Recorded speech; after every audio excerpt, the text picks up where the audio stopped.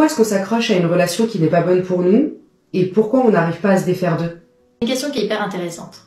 Et c'est vrai que ça peut être pour différentes raisons. Tu sais, il y a une question qu'on se pose jamais. Quand on est pris dans ce cercle vicieux, quand on est pris dans cette dépendance, quand on est pris dans cette habitude de l'autre, ou dans cette peur de perdre l'autre aussi. Tu vois, quand on a mis tout son être en mode survie.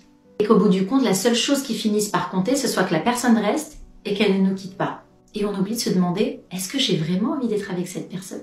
Est-ce que j'ai vraiment envie d'être avec la personne que j'ai dû presque supplier pour bien me traiter? La personne avec qui j'ai dû me battre tous les jours pour qu'elle puisse enfin voir ma valeur, qu'elle puisse me donner de son temps, qu'elle puisse me donner de son énergie.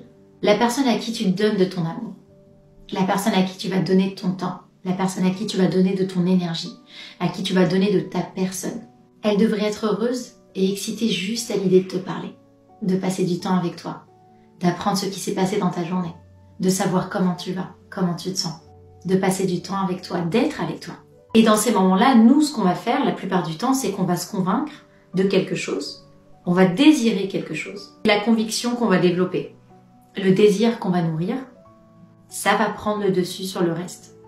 Ça va prendre le dessus sur la réalité.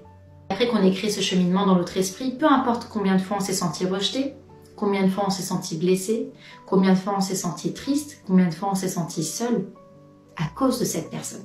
On ne voit que par notre désir d'obtenir ce qu'on a tant convoité. Ça veut dire que ce n'est même plus la personne qui est en face de nous qui compte. C'est tout ce qu'on s'en est fait. C'est toute l'idée qu'on s'en est faite. C'est ce qu'on a construit autour d'elle, ce qu'on a nourri dans notre esprit. L'imaginaire vient prendre le pas sur la réalité. Et dans le processus un peu obsessionnel qu'on va développer de vouloir être apprécié de l'autre, de vouloir être aimé par l'autre, on oublie de se demander si on a vraiment envie d'être aimé, si on a vraiment envie d'être apprécié, si on a vraiment envie d'être avec ce quelqu'un, parce qu'en réalité, on a tout fait pour l'être. On a tout donné. Est-ce que la personne nous aime réellement ou est-ce que son amour n'est que le résultat d'un nombre d'efforts incalculables?